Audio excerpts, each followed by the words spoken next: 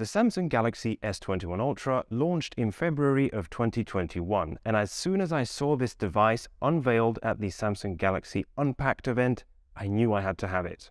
It's the second Ultra phone Samsung made after the initial S20 Ultra, and it refined the product line and made the Ultra feel like a polished device rather than an experiment. But now, 2 years have passed and 2 more Ultra phones have been released onto the market. So the question I want to answer today is this still a good phone in 2023, and should you consider buying it at a considerably reduced price than its newer siblings? Well, let's find out.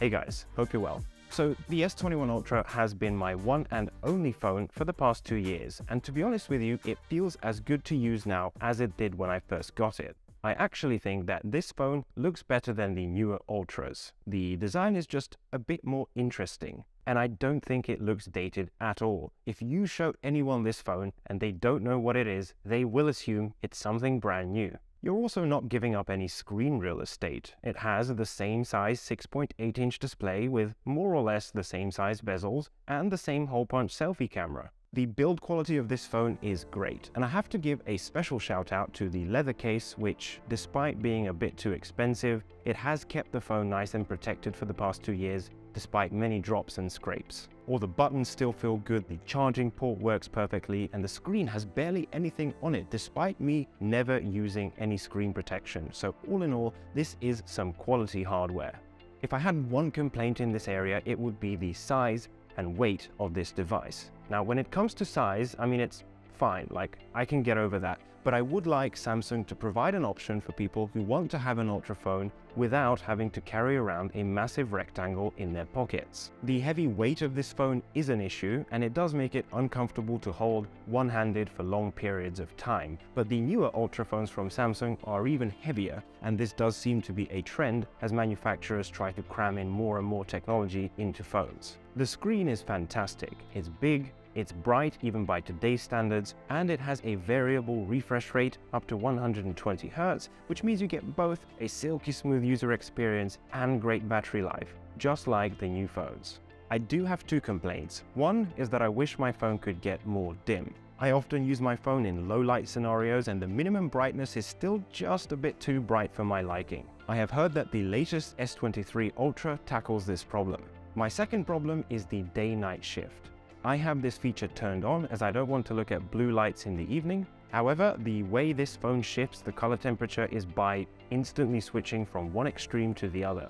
It's abrupt, and it doesn't feel like a premium implementation that you would expect from a phone that costs, or at least used to cost, this much money. Performance for me is still excellent, and I have the Exynos version of this device, which is widely accepted to be inferior to the Snapdragon chipset. I wouldn't call myself a power user as I rarely play games and I don't edit any videos or photos on my phone, but I am lazy and I rarely close my applications, so I often have 50 or more apps running in the background.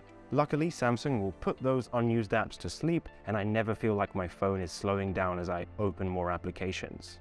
One slight concern I have is that this phone tends to get quite hot. Now, I don't know if that is unique to the Exynos version, but I do find that when I'm making longer video calls, recording high-resolution video, or if I am playing some more demanding games, this device can become uncomfortable to the touch. But this happens very rarely, and there seemingly hasn't been any long-term impact. Now let's get into what is, in my opinion, the most important component of a flagship phone today: the cameras.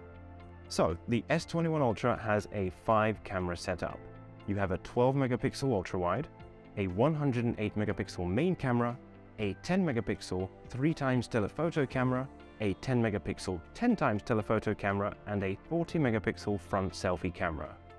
It is a versatile setup that will give you what you want in almost any scenario.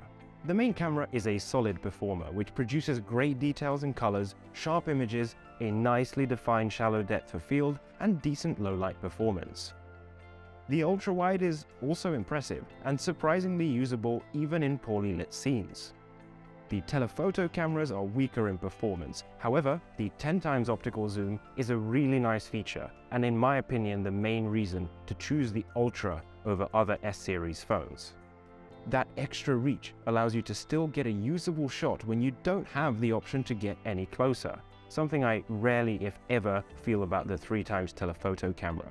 In that case, most of the time I can just take a couple of steps closer and get a much better result using the main camera on the phone. The other trick up this phone's sleeve is the 100x zoom feature. Now, for the most part, this is a gimmick. I rarely, and I mean rarely, ever use this feature. And when I do, the result is most often not worth keeping. But there are two specific instances when I am happy to have this option. The first one is for reconnaissance. Now this happens super rarely, but when it does, just for a second, I feel like I'm on one of those cheesy crime TV shows where they enhance the image. Enhance. Freeze and enhance. The second party trick is taking pictures of the moon. Again, almost never useful, but every time I do it, people around me are always blown away, and to be honest, so am I.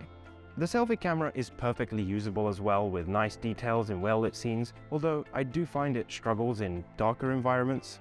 Video is handled well, although I do think modern phones have much better stabilization, but as long as you're not running while filming, you will be fine in most situations. The selfie camera is surprisingly impressive for video, mostly because the audio quality is far beyond what you would normally expect. So, welcome to a quick audio test, and hopefully you guys can hear that the microphone quality on this phone is really quite good. I don't have much to say on the software experience other than it's been completely fine. I personally use a UI launcher called Nova, but I am familiar with Samsung's One UI, and I think it provides a solid and minimalist Android user experience. Battery life has weakened somewhat, and that is to be expected. Luckily, this phone has a massive 5000 mAh battery, and I can still get through an entire day almost every day.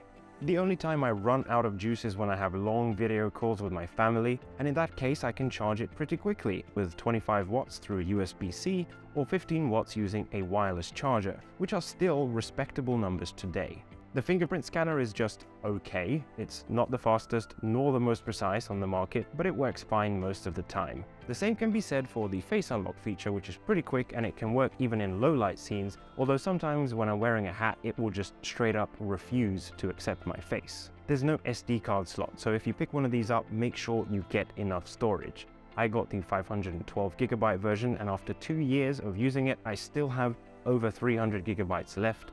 I think for most people 256 gigs will be more than enough. There's also no headphone jack, so make sure you either have a USB-C adapter or you get yourself some wireless headphones. All in all, the S21 Ultra has kept me happy over the last 2 years, and I would gladly recommend it for you even in 2023.